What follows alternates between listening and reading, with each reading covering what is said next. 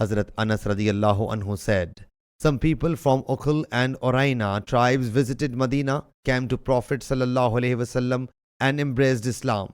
Then they submitted, O Allah's Apostle sallallahu alaihi wasallam, we have milch animals, milkers, and are not cultivators, and the climate of Medina Tayyibah does not suit us.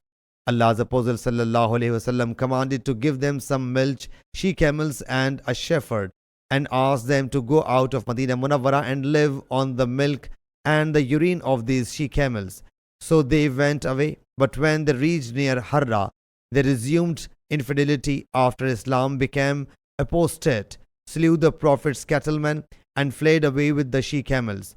When the news of their doings reached the Prophet sallallahu alaihi wasallam, he dispatched a few men in their pursuit and issued orders to arrest them and pass the hot needles through their eyes, cut their hands and feet off and cast them near the Harra.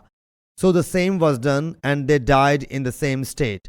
Qatada says, it reached us that after that the Prophet sallallahu alaihi wasallam would urge to give alms and forbid to mutilate anyone. Shoba, Aban and Hammad have reported from Qatada that those people belonged to Oraina tribe. Yahya bin Abu Kathir and Ayyub have reported from Hazrat Anas radiyallahu anhu with reference to Abu Qalaba. Some people of Uqul tribe visited the Prophet sallallahu alaihi wasallam.